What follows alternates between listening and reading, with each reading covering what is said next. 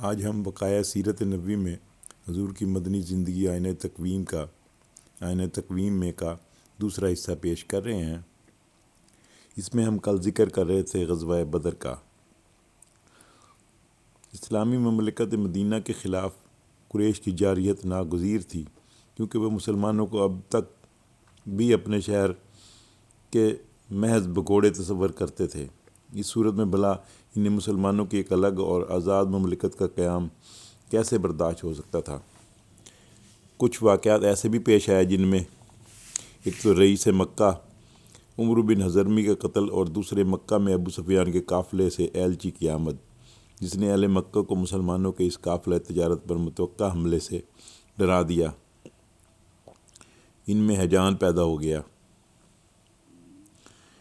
قریش غیظ و غضب کی حالت میں ابو سفیان کے قافلے کو بچانے کے لیے نکل کھڑے ہوئے۔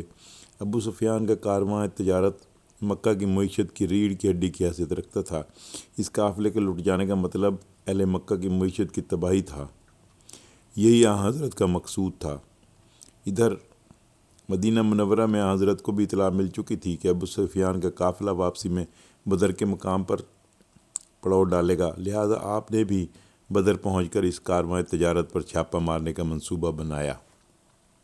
آپ نے مدینہ منورہ میں حضرت عمرو بن ام کلثوم کو اپنا جانشین مقرر فرمایا اور 12 رمضان بمطابق 8 مارچ 624 کو مجاہدین کو ساتھ لے کر ایک نامعلوم منزل کی طرف کوچ فرمایا۔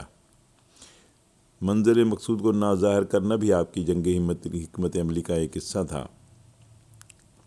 اس لشکر اسلام کے 3 علم تھے جو حضرت مصعب بن عمیر، حضرت علی اور حضرت سعد بن معاذ کے ہاتھوں میں تھے۔ ان میں آخری 2 علم سیاہ رنگ کے تھے۔ ادھر قریش کے تجارتی قافلے کے امیر ابو سفیان کے کوس کو جاسوسوں نے خبر دی کہ بانی اسلام مدینہ منورہ سے اس قافلے پر حملے کے عزم سے روانہ ہو چکے ہیں۔ 313 مجاہدین کا ایک دستہ بدر کے لیے نکلا اور مکہ کی طرف سے ایک لشکر جرار جو 1000 جنگجوؤں پر مبنی تھا بدر کی طرف پیش قدمی کرنے لگا۔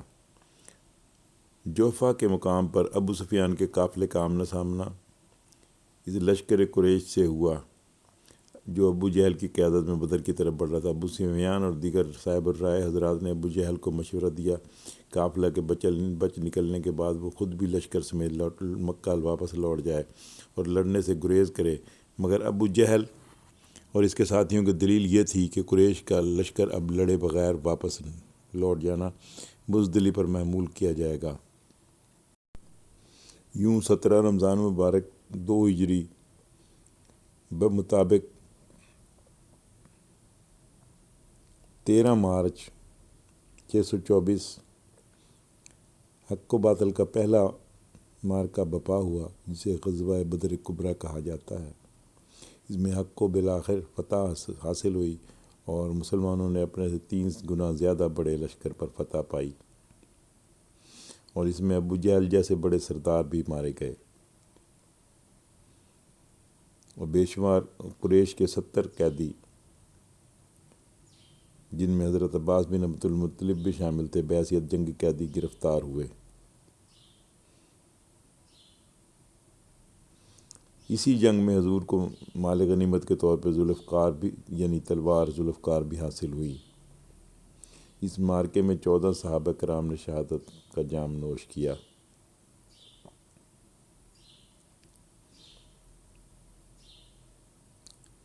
غزوہ بدر کے بعد 26 مارچ 624 عیسوی کو پہلی نماز العید الفطر ادا کی گئی۔ سیرت نگاروں کے مطابق غزوہ بدر میں شرکت کے وقت نبی کریم صلی اللہ علیہ وسلم کی عمر شریف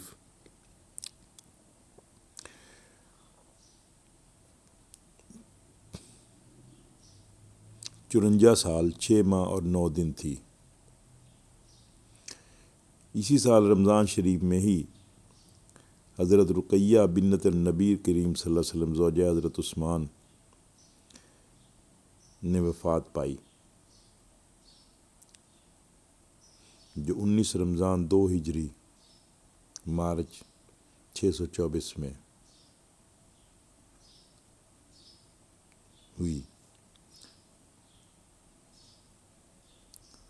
غزوہ بدر کے بعد جو پہلا سریہ روانہ کیا گیا وہ حضرت عمیر بن عدی ختمی کی زیر قیادت تھا۔ عمیر ختمی 25 رمضان 2 ہجری کو سریے کی قیادت کے لیے روانہ ہوئے۔ اسی سال صدقہ فطر کی فرضیت اور نماز عید کا حکم نازل ہوا۔ 54 سال آپ کی عمر، اس وقت 54 سال 6 ماہ اور 20 دن تھی۔ 28 رمضان 2 ہجری زکوٰۃ کی فرضیت۔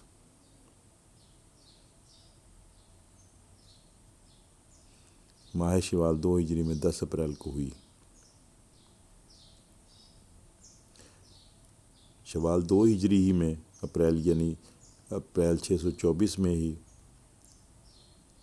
حضرت فاطمہ بنت محمد صلی اللہ علیہ وسلم کی رخصتی عمل میں آئی۔ اس وقت حضور کی عمر 54 سال 7 ماہ تھی۔ شوال 2 ہجری ہی میں غزوہ بنی سلیم بمقام قدر زیر قیادت نبی کریم رونما ہوا۔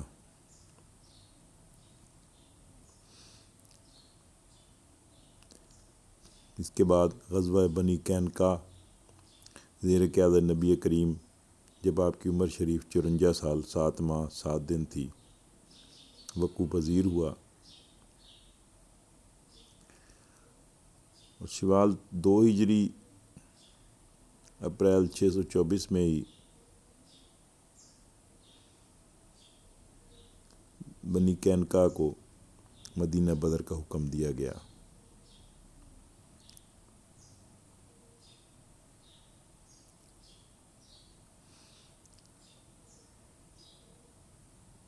ذوالحجہ 2 ہجری 29 مئی 624 کو نبی کریم کی قیادت میں غزوہ سویق وقوع پذیر ہوا، جو ابو سفیان کے مدینے پر حملے کے بعد رونما ہوا تھا۔ ابو سفیان نے اپنے ساتھیوں کے ساتھ راہ فرار اختیار کی اور راستے میں وہ اپنے ساتھ لائے ہوئے ستو کے تھیلوں کو گراتے چلے گئے تاکہ وزن کم کیا جائے سواریوں پر۔ اسی نسبت سے یہ غزوہ سویق کہلاتا ہے۔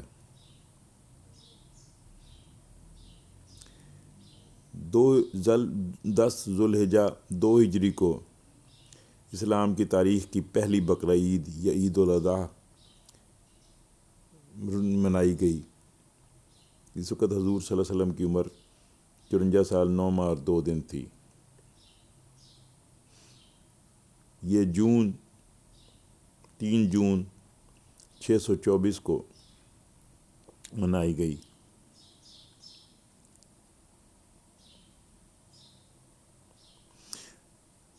محرم 3 ہجری میں یعنی جولائی 624 میں غزوہ غطفان رونما ہوا، وقوع پذیر ہوا، جس کی قیادت بھی نبی کریم نے فرمائی۔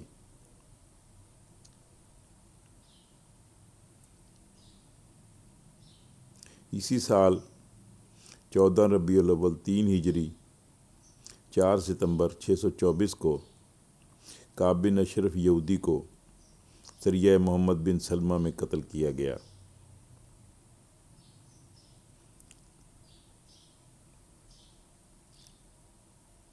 ربیع الثانی 3 ہجری اکتوبر 624 میں غزوہ نجران وقوع پذیر ہوا، جس کی قیادت نبی کریم نے فرمائی۔ جمادی الاخر 3 ہجری دسمبر 624 میں سریہ کردہ زیر قیادت حضرت زید بن حارثہ وقوع پذیر ہوا۔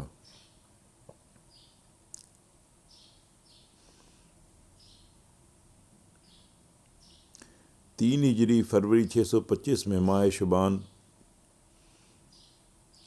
میں آپ نے سیدنا حضرت حفصہ بنت عمر فاروق سے نکاح فرمایا۔ اس وقت عمر نبوی شریف 55 سال 5 ماہ تھی۔